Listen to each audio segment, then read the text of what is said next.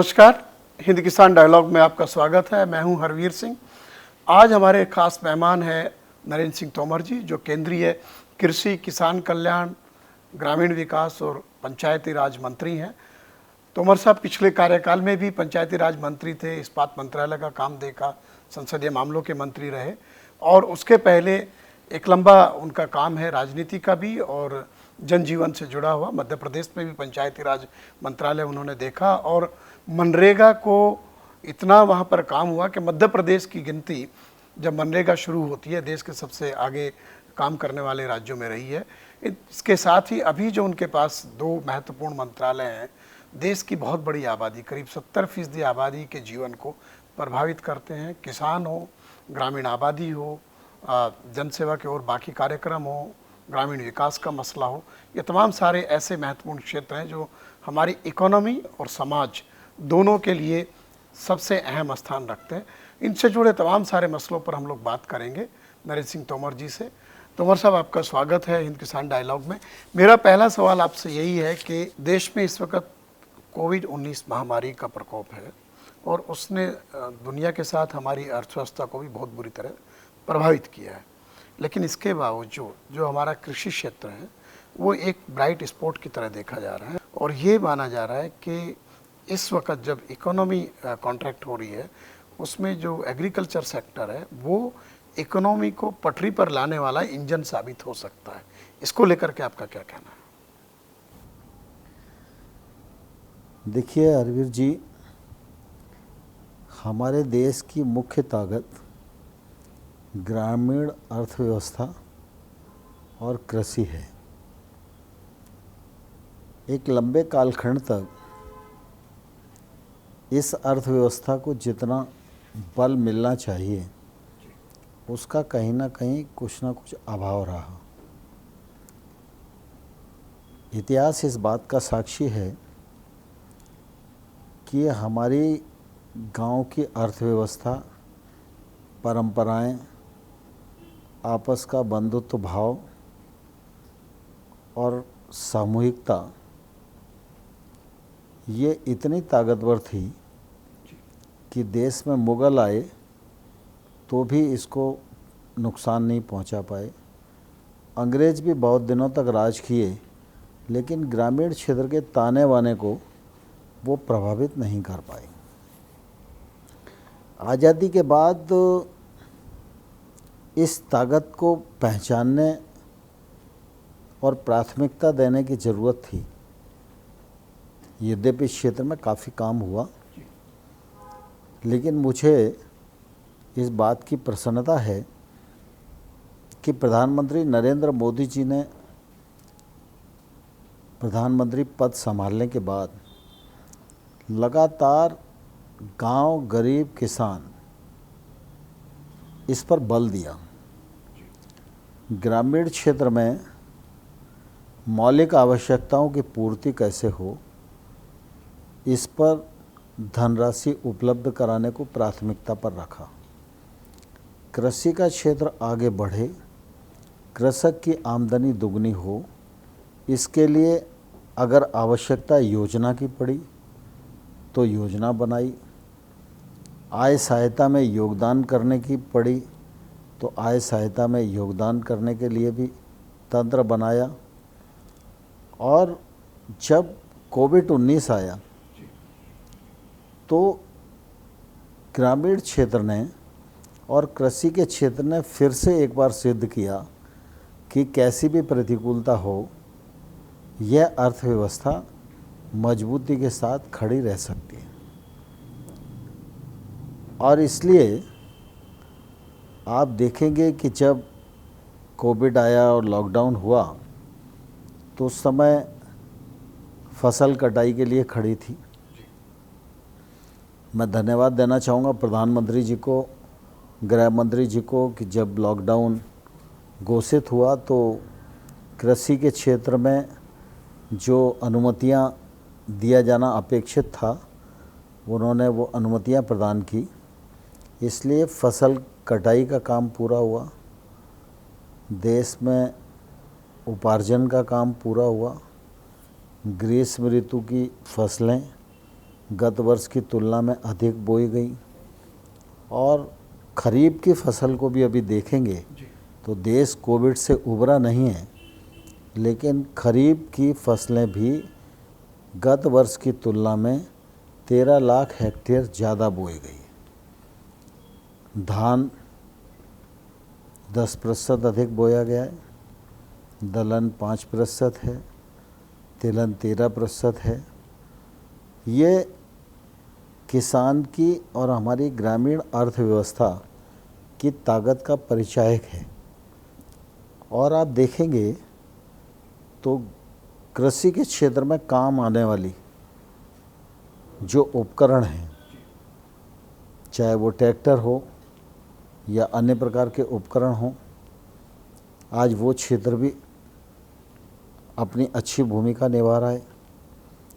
Fertiliser industry हो, pesticide industry हो, पहले से अधिक मांग बढ़ी है। हाँ, करीब फर्टिलाइजर 40% ज़्यादा और बिका है। इसलिए कृषि का क्षेत्र हमारे लिए महत्वपूर्ण तो है ही, लेकिन ये देश की बड़ी ताकत भी है। और इसलिए प्रधानमंत्री जी ने लगातार इस बात की कोशिश की है कि कृषि के क्षेत्र को हम प्राथमिकता पर रखें, अनुसंधान की दृष्टि से भी, जी, किसान की माली हालत सुधारने की दृष्टि से भी, कृषि शिक्षा की दृष्टि से भी, और किसान को खेती करने में सुगमता हो, आज़ादी हो, उसको इंस्पेक्टर राज से मुक्ति मिले।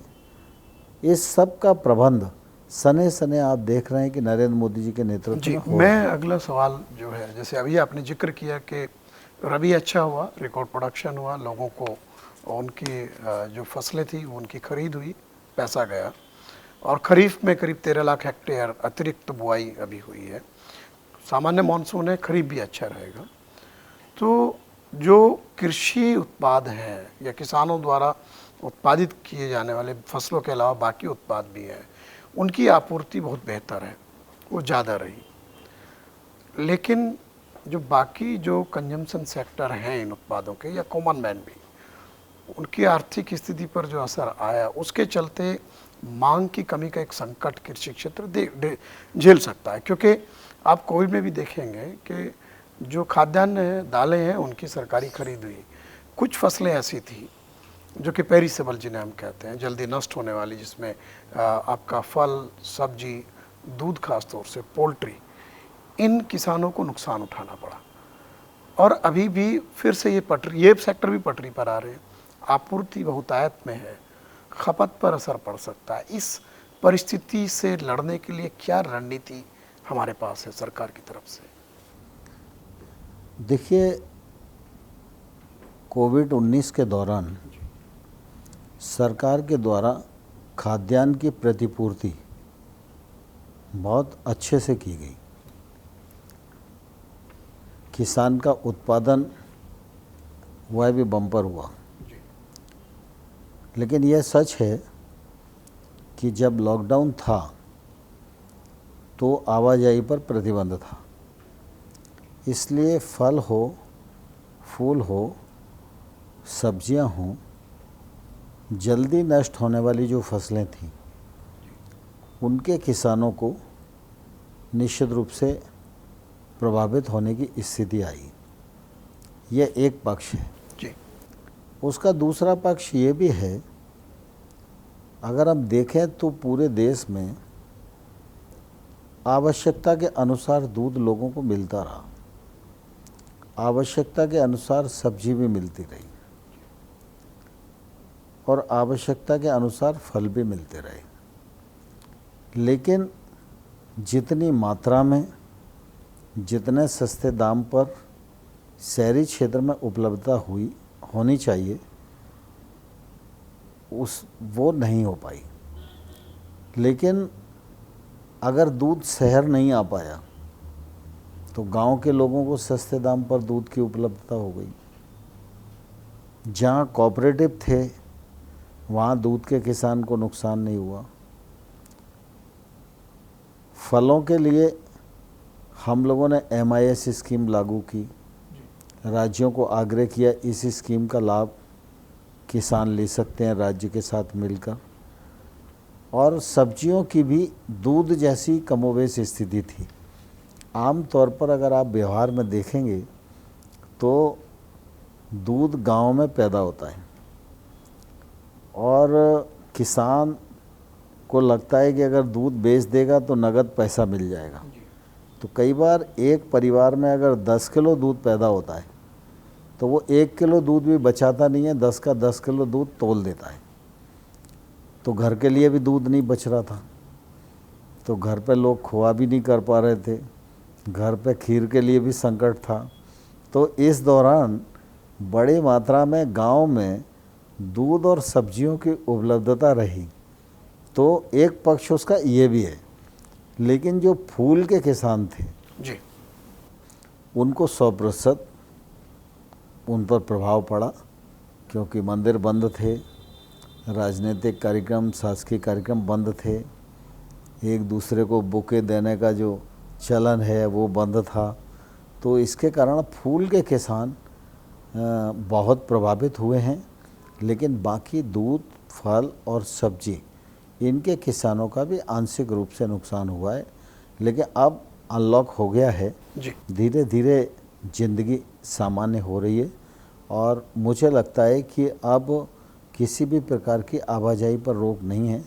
किसान ठीक से इस दिशा में बढ़ रहा है और सरकार ने लगातार इन सब चीज़ों को देखते हुए अनेक कदम उठाए हैं।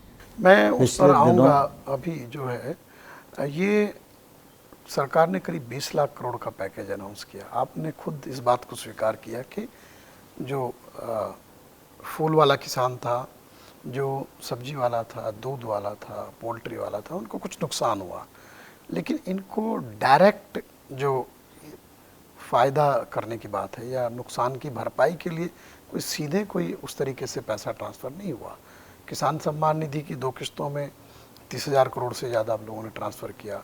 मनरेगा में अतिरिक्त संसाधन मुहैया कराए, 40,000 करोड़ बजट बढ़ाया, फिर 50,000 करोड़ के अतिरिक्त काम दूसरी योजना प्रधानमंत्री गरीब कल्याण रोजगार अभियान के जरिए भी ग्रामीण क्षेत्र में दिए। तो मेरा जो पॉइंट था, जो किसानों के नुकसान की भरपाई का, वहाँ पर कदम क्यों नहीं कोई मजबूत उठाया? देखिए, दरअसल क्या होता है कि हर चीज़ का मुआवजा देना यह हर समय आवश्यक नहीं होता। दूसरी बात, जब इस प्रकार के नुकसान होते हैं तो नुकसानों का आकलन प्रथमतः राज्य को करना होता है। तो राज्यों से भी इस प्रकार का कोई मेमोरेंडम आया नहीं। अगर आता तो नियमानुसार उस पर विचार होता। लेकिन अगर हम देखें तो खेती के क्षेत्र में किसान के जीवन में खुशहाली आए, इस दिशा में पीएम किसान योजना के अंतर्गत इस 1.5 साल के पीरियड में 93,000 करोड़ रुपया किसान की जेब में गया है। 17,000 करोड़ रुपया तो लॉकडाउन के पीरियड में उनको उपलब्ध कराया। दूसरा, फसल के उपार्जन का पैसा भी उनके अकाउंट में उनको प्राप्त हुआ। जब हम किसी भी वर्ग को उन्नत करने की बात करते हैं तो अनुदान ही सब कुछ नहीं होता। हम किसान को 80-85 हज़ार करोड़ रुपया फर्टिलाइज़र की सब्सिडी देते हैं जी, समर्थन मूल्य पर 20 रुपये किलो में गेहूं खरीदते हैं, 2 रुपये किलो में उसका डिस्पर्स करते हैं, ये भी एक अप्रत्यक्ष रूप से सब्सिडी है। बीज पर सब्सिडी है, सिंचाई पर सब्सिडी है, फर्टिलाइज़र पर सब्सिडी है ही। ये सब सब्सिडी के माध्यम से ही अगर किसान खड़ा होता जी, तो अभी तक किसान को कोई तकलीफ होनी नहीं चाहिए थी। इसलिए प्रधानमंत्री जी ने जब आत्मनिर्भर भारत की बात की और जब 20 लाख करोड़ के पैकेज की बात की तो उसी में 1 लाख करोड़ रुपया ग्रामीण क्षेत्र में कृषि अवसंरचना के लिए प्रावधान किया। 20,000 करोड़ रुपया फिशरीज के लिए तय किया, 15,000 करोड़ रुपया पशुपालन के लिए, 4,000 करोड़ रुपया हलवल खेती के लिए, 10,000 करोड़ रुपया फूड प्रोसेसिंग के लिए, 500 करोड़ रुपया मधुमक्खी पालन के लिए। ये सब प्रावधान इसलिए किए गए हैं कि कृषि के क्षेत्र में जो अभी गैप्स बचे हैं, कम से कम उन गैप्स को हम भर सकें। तो हम यहाँ लेते हैं एक छोटा सा ब्रेक, और ब्रेक के बाद हिंद किसान डायलॉग में नरेंद्र सिंह तोमर जी से बातचीत जारी रखेंगे ब्रेक के बाद।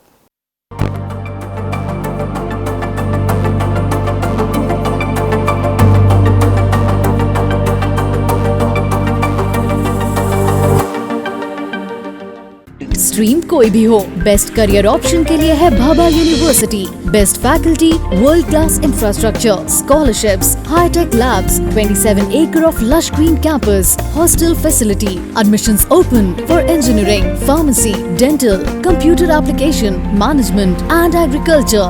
Bhabha University at Hoshangabad Road, Bhopal. Call 91650 25500.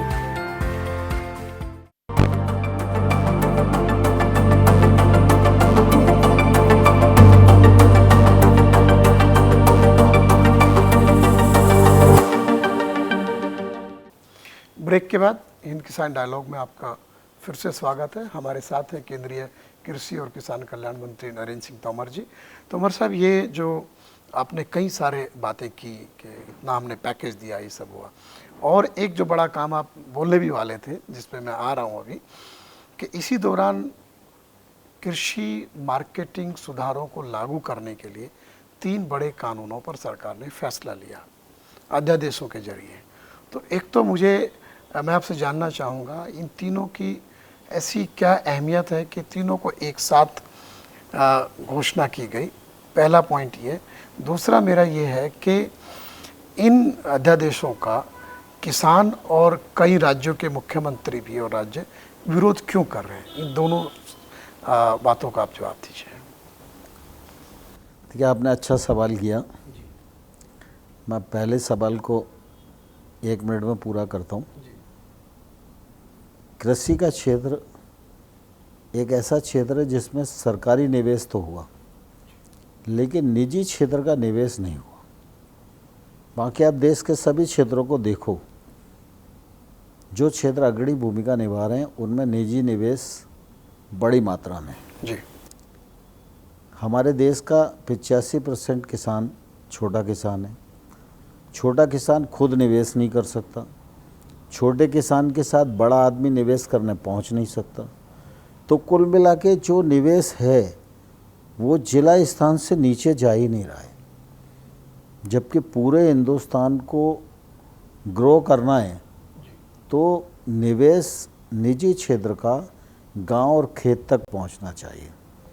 और इसलिए ये जो 1 लाख करोड़ का अवसंरचना फंड है, इस फंड के माध्यम से ये 1 लाख करोड़ रुपया जिले से नीचे ग्रामीण क्षेत्र में पहुंचेगा, किसान की आवश्यकता को पूर्त करेगा, किसान अपनी फसल को रोक सकेगा, मनचाहे समय पर बेचने की स्थिति में आएगा।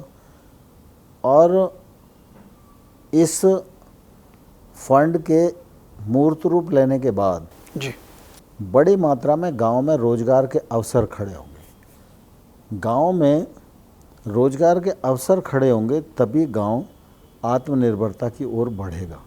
प्रधानमंत्री नरेंद्र मोदी जी ने ग्रामीण क्षेत्र की मौलिक आवश्यकताओं को पूरा किया है, चाहे वो घर में शौचालय का मामला हो, चाहे बिजली का मामला हो, चाहे रसोई गैस का मामला हो, चाहे गरीब आदमी को आवास उपलब्ध कराने का मामला हो, चाहे ग्रामीण सड़क का मामला हो। ये सब अधोसंरचना उसे मिल गई। अब कृषि की अधोसंरचना इस इंफ्रास्ट्रक्चर फंड के माध्यम से उसे मिलने वाली है। इससे रोजगार भी खड़ा होगा तो गांव आत्मनिर्भरता की ओर बढ़ेगा। जैसा आपने पूछा कि जो अभी नए ऑर्डिनेंस जारी हुए हैं उनमें प्रमुख रूप से किसान देश का सबसे बड़ा उत्पादन करता है। जी। 1 लाख रुपए की लागत से कोई भी उत्पादन करने वाला उद्यमी है मान लो कोई पेन बनाता है, तो पेन बनाने के बाद उस पेन की कीमत वो स्वयं तय करता है, कहाँ बेचेगा ये वो तय करता है, कब बेचेगा ये वो तय करता है। किसान देश का सबसे बड़ा उत्पादनकर्ता होने के बावजूद भी वो अपनी फसल का दाम तय नहीं कर सकता, कहाँ बेचेगा ये तय नहीं कर सकता। कुल मिला के देश को तो आज़ादी 1947 में मिल गई, लेकिन किसान आज भी बंधा हुआ था जी। उसे मंडी में जाना ही है, मंडी में जो भाव लगे उस पर बेचना ही है। अगर भाव अच्छा मिला तो उसका भाग्य है, अगर अच्छा नहीं मिल रहा है तो मजबूरी में शाम तक उसको बेच के ही आना पड़ता है। और तमाम सारी उलझन, तमाम सारे टैक्सेज, इसका भार भी किसान को उठाना पड़ता था। जैसे मंडी टैक्स को अगर हम देखें तो 1-2% से लेके किसान पर 8% तक लगता है। अब 8% अगर मंडी टैक्स कहीं लग रहा है तो ये 8% तो व्यापारी किसान से ही वसूल कर रहा है। अगर मेरा उत्पादन कोई खरीद रहा है तो वो टैक्स देगा, तो मेरा 8% कम में खरीदेगा, तभी तो वो टैक्स देगा। मुझे तो फ़ायदा देने की उसकी नीयत होती नहीं है। और इसलिए ये बहुत लंबे अरसे से चला आ रहा था कि कोई ऐसा निर्णय करना चाहिए,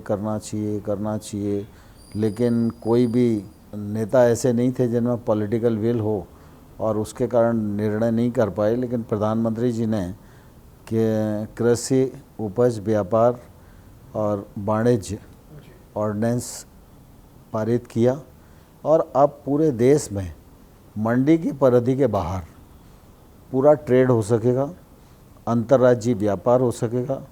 किसान अपने घर से, खेत से, वेयर हाउस से एक राज्य से दूसरे राज्य में सौदा कर सकेगा, उस पर किसी प्रकार का कोई टैक्स नहीं होगा। मंडी के बाहर तमाम सारे ई प्लेटफॉर्म खड़े होंगे, रोजगार के अवसर बढ़ेंगे और किसान को निश्चित रूप से आने वाले कल में इसका बड़ा फ़ायदा होने वाला है। दूसरा जो ऑर्डिनेंस है वो मूल्य आश्वासन और कृषि सेवाओं का करार। लोग वैसे ही ज़बरदस्ती भ्रम उत्पन्न करने की कोशिश करते हैं। सामान्यतः हम देखेंगे, जैसा मैंने पूर्व में भी कहा, कि निजी निवेश खेत तक नहीं पहुंचा, ये किसान के नुकसान का एक बड़ा कारण भी है। अब इस एक्ट के बनने के बाद यह सुनिश्चित होगा कि कोई भी प्रोसेसर गांव में किसान के खेत तक पहुंचेगा जी। और वो उसके साथ उसकी फसल का करार करेगा। ज़मीन के साथ करार नहीं होगा, फसल के साथ करार करेगा, मिनिमम मूल्य की गारंटी देगा, वो उत्पादन ऐसा कर पाए जो वैश्विक मानदंडों के अनुरूप हो, उसकी क्वालिटी अच्छी हो, जिसका एक्सपोर्ट भी किया जा सके। तो अभी तक सामान्य तौर पर हम भाषण तो देते हैं फसलों का विविधीकरण होना चाहिए जी। और गेहूं और धान बहुत बढ़ रहा है, पानी की बचत करो, कहते में सबको अच्छा लगता है, लेकिन कोई भी किसान रिस्क इसलिए नहीं लेता कि उसको मालूम है कि अगर उसने फसल डाइवर्सिफिकेशन के अंतर्गत गेहूं की खेती को छोड़ के मौसम्बी का पेड़ लगा दिया, अब उसकी मौसम्बी खरीदेगा कौन?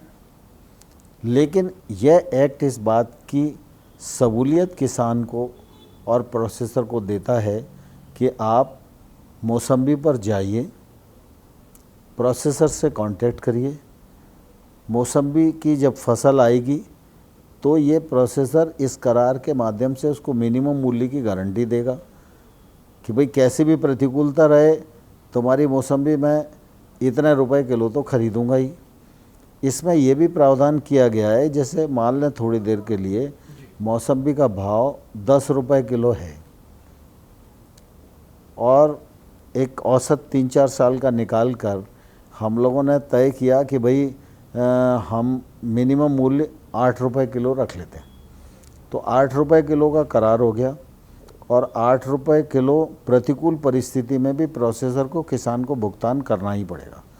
लेकिन फसल जब आई उस समय मौसम्बी जो है बाज़ार में 20 रुपए किलो है तो इस करार में ये भी सुनिश्चित करना पड़ेगा कि 8 रुपये किलो के स्थान पर अगर मौसम्बी इतना प्रतिशत उस समय भाव बढ़ जाएगा तो उस बढ़े हुए भाव का इतना भाग यह किसान को पेमेंट करना पड़ेगा। तो ये इतने अच्छे अच्छे प्रावधान हैं, लेकिन किसानों को क्यों आशंका हो रही है? और एक चीज़ इसमें जो सबसे मुखर होकर के लोग बात कर रहे हैं, वो कह रहे हैं कि जो 3 का अध्यादेश आए हैं, वो आवश्यक वस्तु अधिनियम का भी आया है जिससे कारोबार आसान हो, इनमें कहीं भी न्यूनतम समर्थन मूल्य की बात नहीं है, एमएसपी का जिक्र नहीं है तीनों में कहीं भी। इसी मसले को सबसे ज़्यादा लोग उठा रहे हैं, तो इसके ऊपर आपका क्या? देखिए एक बात बताओ, एमएसपी कौन से एक्ट में भारत सरकार के बताइए आप? एमएसपी कानून का विषय नहीं है, एमएसपी सरकार की योजना है। और ये हमने कहा है कि एमएसपी थी, एमएसपी है और एमएसपी जारी रहेगी। रबी की एमएसपी घोषित हो गई थी, खरीफ की एमएसपी घोषित होने वाली है। तो एमएसपी एक अलग विषय है और मंडी से किसान को आज़ादी मिले ये दूसरा विषय है। क्लस्टर खेती हो, वैश्विक मानदंडों के अनुरूप अच्छी क्वालिटी का उत्पादन हो, एक्सपोर्ट क्वालिटी के मानकों के अनुरूप क्लस्टर डेवलप हों, इसके लिए जो रिफॉर्म लाए गए हैं उसका एमएसपी से कोई लेना देना नहीं है। एमएसपी हमारा कार्यक्रम है और एमएसपी पर खरीद होती थी, हो रही है और आगे भी होती रहेगी। आप राज्यों के साथ बात भी कर रहे हैं, मुख्यमंत्रियों से आपकी बात हुई है। आज पंजाब विधानसभा ने इनके खिलाफ अपना प्रस्ताव पारित किया। और दूसरा ये है कि एक ये भी लोगों का ग्रीवांस है कि चर्चाएं ओपनली होनी चाहिए थी। लॉकडाउन में अध्यादेश ले आए, अगर लोगों से जो स्टेक होल्डर हैं उनके साथ चर्चा होती, हो सकता है कुछ इसमें और बेहतर होता। अभी जब ये विधेयक के रूप में संसद में रखे जाएंगे कानून, क्या आपको लगता है कि कुछ ज़रूरी तब्दीलियां अगर उठती हैं बात तो वो संभव है? और ख़ास तौर से जो ग्रीवांस वाला जो एक विवाद निपटारे वाला जो हिस्सा है, जिसमें क्योंकि वो सिर्फ एसडीएम से शुरू होगा और आपके जॉइंट सेक्रेटरी भारत सरकार तक जाएगा, तो इन चीज़ों पर भी लोगों का कहना है। तो क्या हम देख सकते हैं कि जो फीडबैक आप लोगों को मिल रहा है कि कुछ इसमें बदलाव भी हो सकते हैं? देखिए दरअसल क्या है, ये ऑर्डिनेंस किसान केंद्रित हैं, जिनको किंतु परंतु लगाना है उनको इस देश में अभिव्यक्ति की आज़ादी है।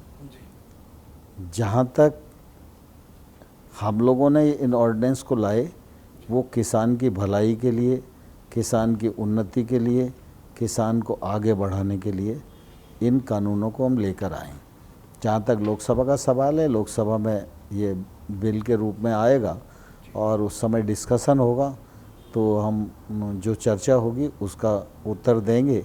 जहाँ तक कंसल्टेशन का प्रश्न है तो इनको लाने से पहले हम लोगों ने किसान नेताओं से बातचीत की थी। दूसरा, हम लोगों ने सरकार, राज्य सरकारों के ऑफिसर से भी बातचीत की थी और मुझे लगता है इसमें सभी प्रकार से किसान का फ़ायदा है।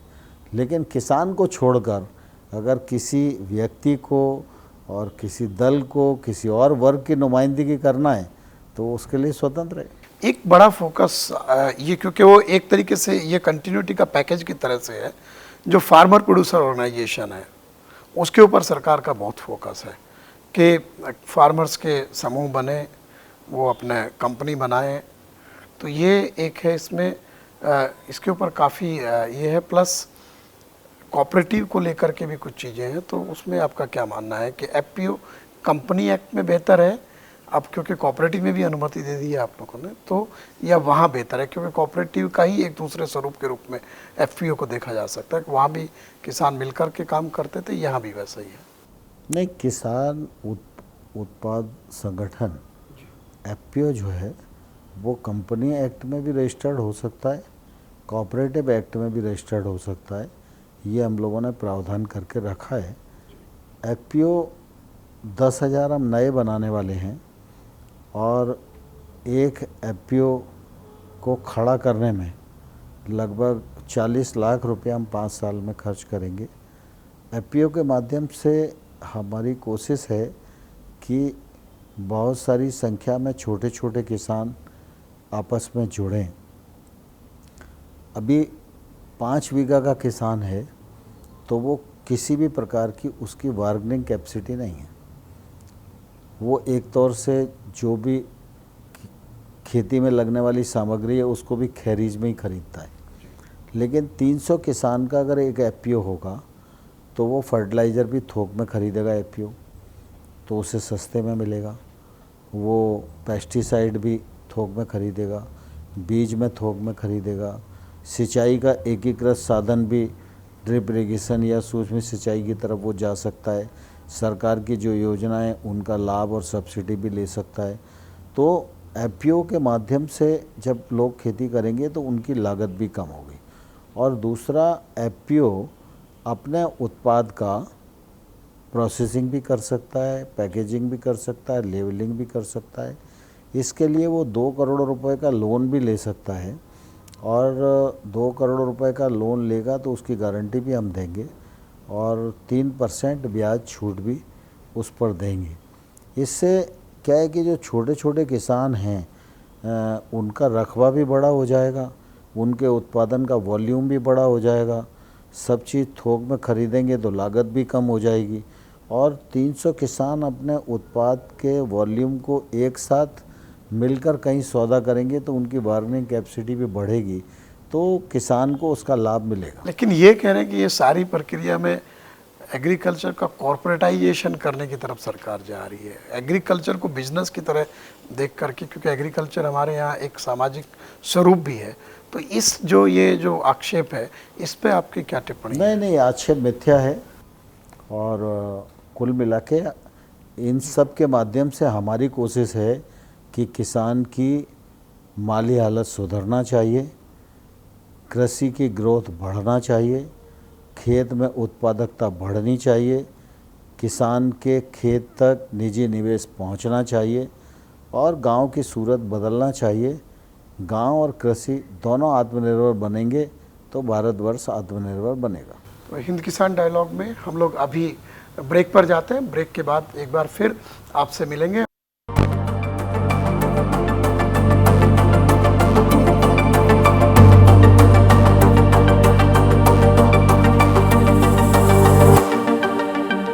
श्री सत्य साई यूनिवर्सिटी का एमपी में पहला AICTE न्यू दिल्ली प्रमाणित स्कूल ऑफ डिजाइन, जहां है industrial communication and textile design courses. या चुने श्री सत्य Sai university of technology and medical science, जहां है engineering, pharmacy, management, agriculture, homeopathy, law, dairy technology और BHMS जैसे कई कोर्सेज। अधिक जानकारी के लिए विजिट करें स्कूल ऑफ डिजाइन की वेबसाइट www.ssutms.co.in या कॉल करें 9826293590।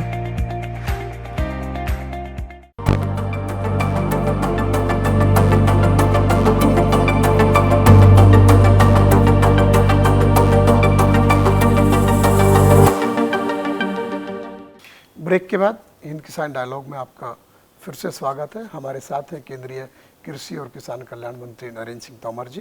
बीमा योजना काफ़ी महत्वाकांक्षी योजना है, प्रधानमंत्री फसल बीमा योजना। उसमें कई राज्यों ने कुछ या तो बदलाव किए या कुछ राज्य उससे बाहर ही हो गए। तो जो एक बीमा का कवर किसानों को देने की एक महत्वाकांक्षी ये योजना थी, इस तरह से तो इसके ऊपर ही सवाल आ जाएगा लॉन्ग रन में। नहीं, ऐसा नहीं है। प्रधानमंत्री फसल बीमा योजना बहुत अच्छी योजना है, लेकिन इस योजना में राज्य अपनी बीमा योजना बनाए, ये प्रावधान भी हमने करके रखा है। इसलिए किसी राज्य को ऐसा लगता है कि वो अपनी बीमा योजना बनाना चाहता है तो हमसे अनुमति लेकर बना सकता है, और अगर हमारी गाइडलाइंस के अनुसार वो अपनी बीमा योजना बनाता है तो हम प्रीमियम में भी उसको जो अपेक्षित मदद है वो हम करेंगे। लेकिन मुझे ये कहते हुए प्रसन्नता है कि पिछले 3 वर्षों में प्रधानमंत्री फसल बीमा के अंतर्गत 13,000 करोड़ रुपया किसान का प्रीमियम के रूप में जमा हुआ जी। और जब प्राकृतिक आपदा से फसल का नुकसान हुआ तो 58,000 करोड़ रुपए का मुआवजा बीमा कंपनियों के द्वारा किसानों को दिया गया। और अभी सभी राज्य इसको कर रहे हैं। कुछ राज्य हैं जो अलग से विचार कर रहे हैं, तो उनको हम सहयोग कर रहे हैं। अच्छा, कई राज्यों में अभी जैसे एक तो आपने कहा कि खरीफ 13 लाख हेक्टेयर बढ़ गया, यूरिया की किल्लत हो गई है, जबकि इंडस्ट्री कह रही है हमने 24% ज़्यादा आपूर्ति की, अभी तक मेरी बात भी हुई है वहाँ पर। तो ये इस तरह की समस्या क्यों पैदा हो गई? देखिए, क्या आकलन हम लोग नहीं कर पाए समय से? नहीं, फर्टिलाइज़र की ज़रूरत या सीड की ज़रूरत, ये सब ज़रूरतों के लिए हम लोग लगातार राज्यों से बात करते रहते हैं और राज्यों को अपनी आवश्यकता प्रतिपादित करनी होती है कि भाई अगली फसल के लिए हमको इतना फर्टिलाइज़र चाहिए, इतना सीड चाहिए, इतनी फलानी चीज़ चाहिए। तो वो जो आवश्यकता अपनी बताते हैं, उस आवश्यकता के अनुरूप केंद्र प्लान करता है। तो जो आवश्यकता राज्यों ने चिन्हित की, उस हिसाब से तो फर्टिलाइज़र उनके पास जा रहा है, यूरिया उनके पास जा रहा है। लेकिन अब इस बार बरसात भी अच्छी हो गई और इस बार बुआई भी बढ़ गई और वो कहीं ना कहीं अपना आकलन उनका जिस बुनियाद पर था, उसके कारण निश्चित रूप से हर जगह थोड़ी थोड़ी खपत बढ़ रही है और इसके कारण राज्यों की डिमांड आती रहती है। ये जो आपका दूसरा मंत्रालय है, ग्रामीण विकास मंत्रालय, आप लोगों को राजनीतिक मजबूती में बड़ा योगदान रहा उसका। शौचालय बने, घर बने, पिछली बार जो आप लोगों का इतना रिकॉर्ड काम था। अभी जो परिस्थिति है, एक तो मनरेगा में आवंटन बढ़ाया, बाकी जो वहाँ पर काम चल रहा है उसको लेकर के आपका क्या कहना है? नहीं, ग्रामीण क्षेत्र में बहुत अच्छा और आमूलचूल परिवर्तन हो रहा है। पिछले दिनों आपने अनुभव किया होगा कि 13वें फाइनेंस कमीशन की जो अनुशंसाएं थीं, उसके अनुसार देश की 2.5 लाख ग्राम पंचायतों को 5 वर्ष के लिए 65,000 करोड़ रुपया मिलता था। मोदी जी के आने के बाद 2015 में 14th फाइनेंस कमीशन की रिपोर्ट आई और उसमें फाइनेंस कमीशन की अनुशंसा थी कि 2,292 करोड़ रुपया ग्राम पंचायतों को दिया जाए। मोदी जी ने 1 रुपया भी नहीं काटा। गत 5 वर्षों में 2,292 करोड़ रुपया ग्राम पंचायतों पर धरातल पर खर्च हुआ, जिससे इंफ्रास्ट्रक्चर डेवलप हुआ। दूसरा, प्रधानमंत्री ग्रामीण सड़क योजना फर्स्ट फेज़ और सेकंड फेज़ का काम चल रहा है, लेकिन मोदी जी ने नई सरकार बनने के बाद प्रधानमंत्री सड़क योजना का 3rd फेज़ भी प्रारंभ कर दिया है। प्रधानमंत्री ग्रामीण सड़क योजना के 3rd फेज़ में 1,25,000 किलोमीटर नई सड़क बनाई जा रही है, चौड़ी सड़क बनाई जा रही है। इन सड़कों से ग्रामीण क्षेत्र में अस्पताल, महाविद्यालय, कचहरी, इन सारे स्थानों को जोड़ने का काम किया जा रहा है। इस पूरी परियोजना पर 80,250 करोड़ रुपए का खर्च आएगा। प्रधानमंत्री आवास योजना के माध्यम से 2022 तक हर आवासहीन को आवास मिल जाए, ये हम लोग सुनिश्चित करने जा रहे हैं। इस पर काफ़ी तेज़ी से काम चल रहा है। ग्रामीण क्षेत्र में आजीविका की दृष्टि से पंडित दीनदयाल उपाध्याय ग्रामीण आजीविका मिशन के माध्यम से हम लोग 63 लाख सेल्फ हेल्प ग्रुप पर काम कर रहे हैं, जिससे कि 7 करोड़ बहनें देश भर में जुड़ी हुई हैं और इनको आजीविका प्राप्त हो रही है। और इन बहनों का भी और सेल्फ हेल्प ग्रुप का भी कोविड-19 के दौरान बड़ा योगदान रहा। ग्रामीण क्षेत्र में कोविड न घुसे, इस दृष्टि से भी उनका योगदान रहा। मास्क और सैनिटाइज़र बनाना और वितरण करना, इस दृष्टि से भी उन्होंने भूमिका अच्छी निर्वाह की। और ग्रामीण क्षेत्र में गांव में रहकर ही वो अपना काम करके और निश्चित रूप से अपनी आजीविका कमा सके, इस दिशा में भी अच्छा काम हो रहा है। मनरेगा पे मेरा एक सवाल है। एक तो क्योंकि कोविड के चलते बहुत सारे शहरी इलाकों से प्रवासी मजदूर गांव में वापस गए, वहाँ उनको काम की ज़रूरत थी, सरकार ने उसका आवंटन बढ़ाया।